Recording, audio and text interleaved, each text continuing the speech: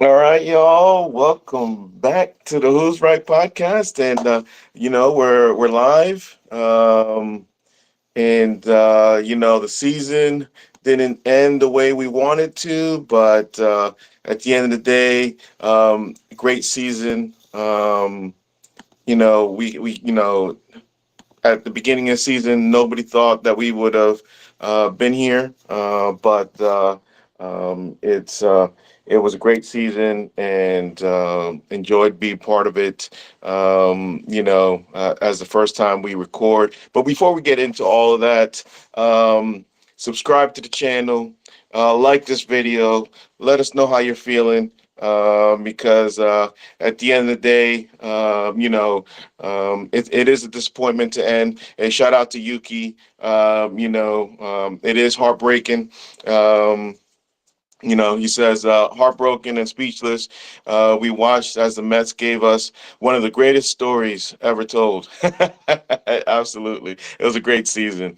And unfortunately, we did fall short. But it was a great season. There's nothing that we can, gather from the season other than it was awesome. They took us, Howie Rose kind of ended the season with his monologue, and it was one of those things that was true. He took this guy back to his teenage years as well. Because I was 10 when '86 happened, and I kind of knew what was going on, but for the most part, I was just being a 10-year-old. It was a great time, and um, really enjoyed being part of this season and making the podcast this season. Because it was an awesome season, and there's nothing that we can take away from it other than that the future is bright. It's not like previous seasons where you're kind of is this it, one and done, and we're not gonna be back. The way this organization is being run right now, with ownership and with Stearns, I think our future is bright. Between all the moves that were made this season to get us going, get that bullpen to a place that can compete. It's just one of those things that we can trust in where the team is going. I'm not going to go into much of the off season today because we're going to have enough time to do that. So we're not going to do that today. But at the end of the day, we can talk about the series a little bit because what else is there to say other than that we ran out of gas, right? Mania hit a wall in both games. We can speculate on if it was, they left it all out there in the NLDS. We can speculate on all that. But at the end of the day, these guys ran out of fumes, right? We had pitchers that pitched more than they ever have. And this was one of the reasons why the whole thing with Garrett Crochet, people didn't want to trade for him because of this basically situation. Not only for the risk of getting hurt, but for the risk of him not actually being a viable option for us, for anybody down the stretch. Because that's what you want them for, is for down the stretch. Um, so what question? What is um one question? Otani, where is your bookie?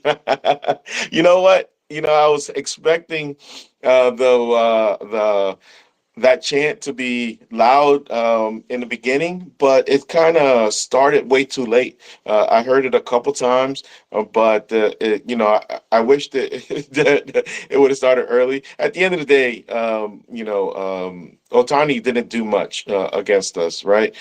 He had his couple home runs. or he had one home run. But for the most part, we got beat by the other players. Mookie had his hits, because you're not going to hold those guys down. Those are, um, great players. But at the end of the day, we got beat by the other guys. Tommy Edman, became a cleanup hitter. But he was pesky all throughout the series. And so it's I wish that chant would have started earlier and louder. Just to hear it, just so the broadcast would have to talk about it. But when it started kind of faint, and at that point, in that one game that I heard it in, because I only heard it in one game. It was pretty low. But I do wish that would have been started louder. But at the end of the day, he didn't really beat us. I know the broadcast wants you to believe that he did, because that's all they talked about. But it wasn't Otani that beat us. It was the rest of the team, and they got a good team. Between Muncy, not us not being able to get him out, or Edmund. You can name the guys that killed us. But ultimately, it comes down to that our pitching, which was part of this big run, just couldn't hold up. They just ran out of gas, and it's okay. It happens. It's disappointing. I'm not going to sit here and say, all things are roses, but it is this, it does happen. And it happened to us. It happened to the Diamondbacks last year, and it happened to us. The only difference is that I do believe that we're going to make the changes to make the team a lot better. So let's see what happens. Let's see if the changes that we do make, because the guys were talking about it. There's going to be a lot of changes coming, and Yuki blames the Rizzler. It's a possibility, but who knows? But it is, it's going to happen. We ran out of gas, and it's okay. But what about the game? We kind of turned into our pumpkin self. About the series. We turned into this Jekyll and Hyde offense, like we talked about, or hide and go seek offense, like we talked about all season, where and they put up the stats. I don't know if you guys saw that or noticed it when they put it up, but when we won the game, we hit with runners in scoring position. When we lost, nowhere to be found. So that's the story of the series. Our pitching didn't hold up, because they keep coming at you, um, and we didn't hit with runners in scoring position. That was the name, the whole series. And Quintana, did fine, because he did what he could. But this, if we really want to talk about Stump in this series, is all the guessing that the Mets hitters do. I don't know about you. I don't know if you notice, if the Mets are really trying to be Dodgers East, um, the guessing, the all-out guessing has to stop. I don't know how many times you saw, whether it was Alonso, Marte, you name it, not swinging at fastballs right down the middle, because they were guessing a spinner. And that's not what the Dodgers do. Yes, they game plan for you. They study you. They look for your tendencies. But at the end of the day, they're swinging at pitches in the strike zone, right? They're not chasing anything. You're guessing spinner, and you see the spinner, but it's out of the strike zone, and you still swing at it. We saw that way too much from this team. And if we really want to be Dodgers East, um, you know, we got to take that into account that these guys weren't swinging for stuff out of the strike zone, and when it was in there, they were swinging at it. Their plate discipline was awesome. Not that you can't get them out, because you can get them out if you make quality pitches, but they weren't helping us. That's the point here. They weren't helping us. They weren't helping the Mets make outs, right? How many times I remember that one swing that Marte had? It's not even a defensive swing. It was like a little pickleball swing, or I don't even know how to explain it, because that's how bad it was. And it was because it was a fastball. He was expecting something else, and that's the problem. We're guessing out there. I'm with Yuki. I'm probably not going to watch the World Series this year. I don't like the Dodgers as much as I don't like the Yankees. And so I probably don't watch. It's similar to that World Series when the Phillies and the Yankees were in there years back. There's not much that I can watch there. I'm with you, Yuki. I'm not watching it. You know, um, and I'm not giving MLB that rating, because this is what they wanted. They advertised it even before the series was over. Way before actually, when the series started, they were already advertising Yankees Dodgers, and so they got what they wanted, but I'm not gonna give them that one rating from me. I know there's all a bunch of conspiracies out there, about this being fixed and stuff like that. I don't believe that. Um, I do believe that the Mets ran out of gas. I don't believe in that conspiracy that you know it played out the way the MLB wanted, because this is one of the only times out of how many years that MLB has gotten what they wanted. But but this time, they got what they wanted. But I'm not going to give them that rating. So I'm not going to do it. I'm gonna be with Yuki and not watch. That's what I'm gonna do for the World Series. But back to the game. We this this this series was um, you can just define it in that little bit. Not hitting and scoring position. Our pitching ran out of gas, and and the discipline of their batters on the other side. Right. That's where we need to get to. Right. Manaya was great. All season long. Well, not all season long. When he made the adjustments, he was great.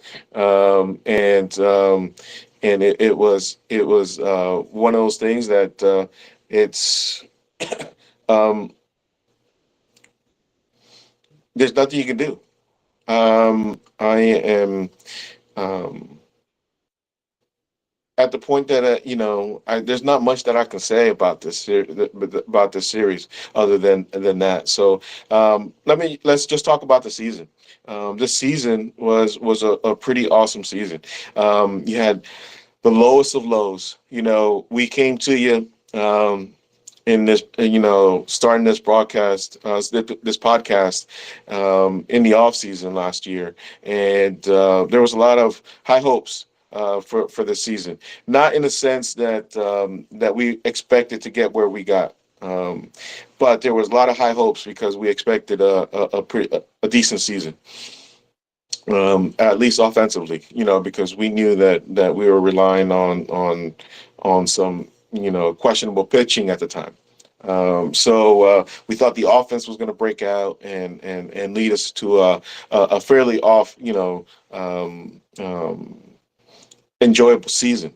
And then the season started, and man, um, you know, um, at times, it was hard to do this podcast, right? Because the Starting 0-5, not looking like a great offense. Our pitching not being the pitching, the pitching, actually the pitching being the what we expected from the pitching. And it's one of those things that um, we don't know. We at that time we didn't know we were going to get here. But you know, after that players meeting, we all knew. I've been saying it on the podcast that Lindor, is a slow starter. For some reason, April and most of May, he's just a slow starter. That's just who he is, and it's one of those things that you can't control, right? I don't know, or I don't know what adjustments he can do, but he's just a slow starter. But then he gave us the MVP season from Lindor. So had that players meeting, and everything turned around. And yeah, let's talk about some favorite moments. Um, Yuki's favorite moment was the walk off, the Winker walk off against the Orioles. That was a pretty good moment. If I'd have to think about it, because there are so many moments. Yeah, Yuki's honorable mention is the Alonso home run against the Brewers and in the wild card round. And if I had to pick one, I might pick that one, the Alonso moment, just because our season was about to end. you know that was such a lift because our season was about to end. You know, and that moment was unexpected because I mean, who expected that? Alonso didn't have a great season. Um, he had a good season, but he didn't have an Alonso type season, and and he gave us that moment, right? That moment of I don't even know how to describe it because when he hit that home run, um, I was just screaming out of the top of my lungs. And all I kept saying was Pete. There was nothing else I could say. Um, you know, we always said that if Pete turns it on, everything would be forgiven for the season.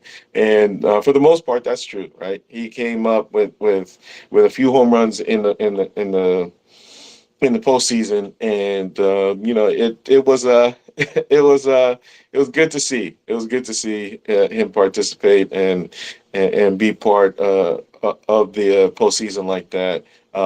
Have his moments, but I would say that's my favorite moment. That Winker home run, was pretty good. Along with that Alvarez home run that same series. There are so many. I'd have to think about all the moments this year because at the end of the day, these moments were it was up and down season. At times in the beginning of the season, the Mets were hard to watch, but that players meeting.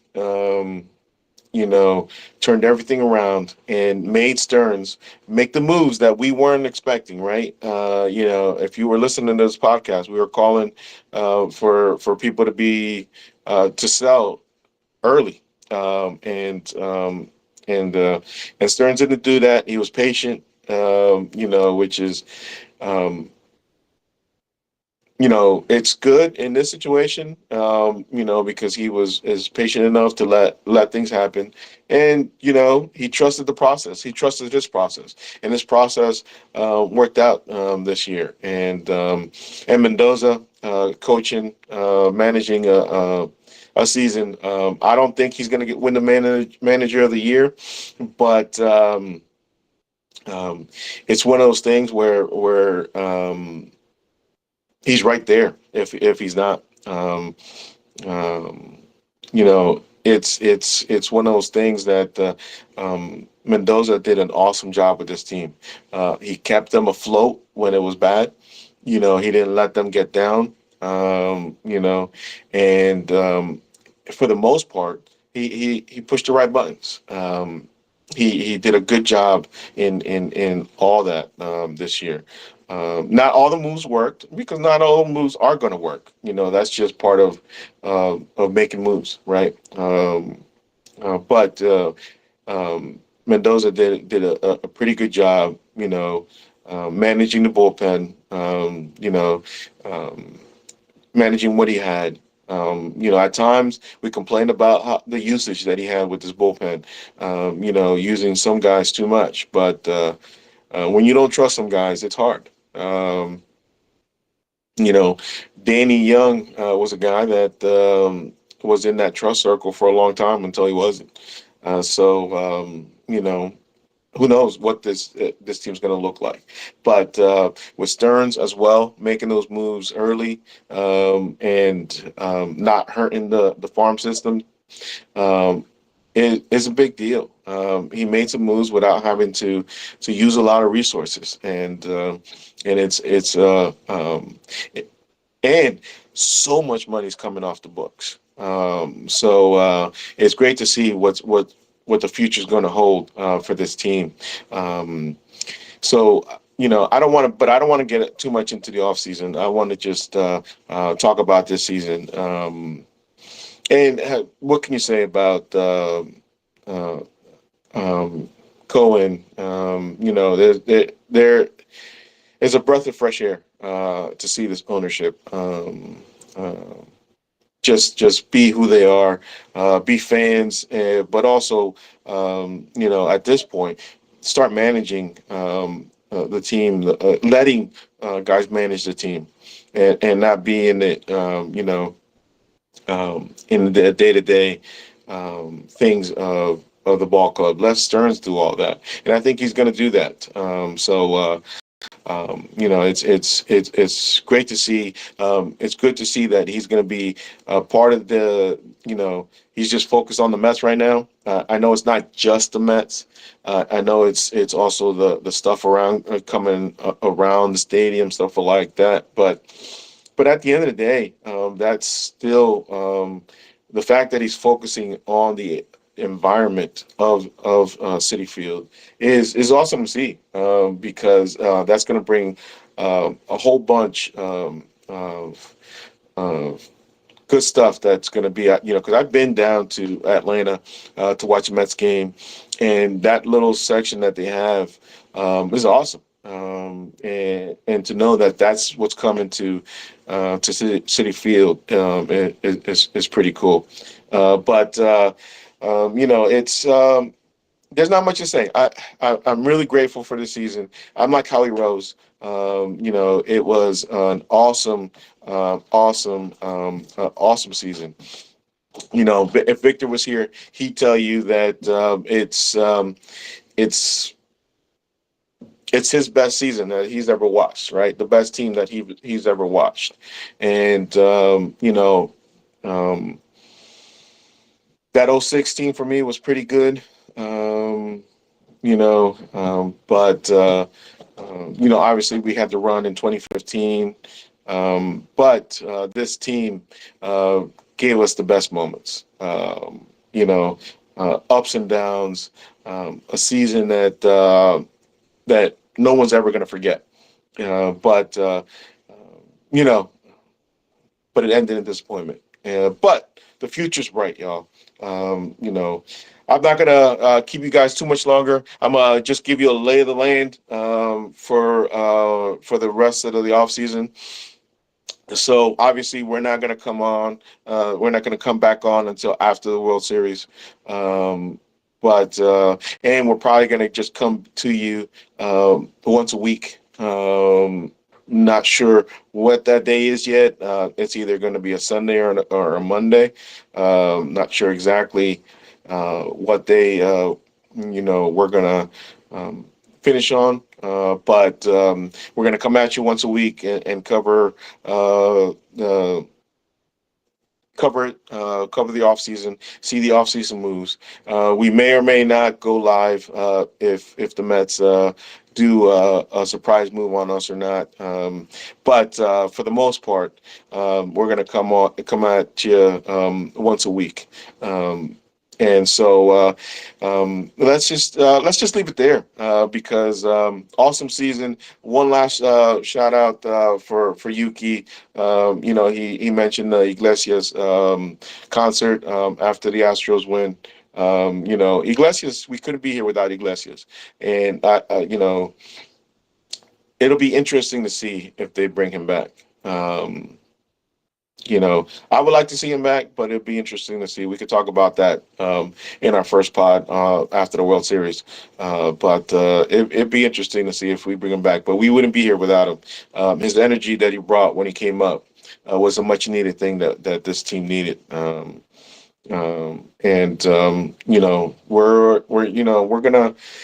gonna see what he does. And Mark Vientos, I'm not sure how many home runs he's going to hit next year, but I do think it's going to be in the 30s. I think he's going to have that Alonso production, but I don't know. I don't know what number you think he's gonna is he gonna have. I do think he's going to be in the 30s. He'd be in the. He almost hit 30 this year, missing 2 months. So I think he'll be up there. And so we'll see. We'll see what's going to happen. But I think Vientos has taken that third base spot for good. At least he deserves to start there and see what happens. But as much as I like Brett Beatty, I think Mark Vientos took that spot. But I'm gonna get out of here, guys. We'll see you after the World Series. If you're watching. Good stuff. But me and Yuki, we're not watching, and Victor probably is not watching. So, we'll come at you after the World Series. Until then, let's go Mets.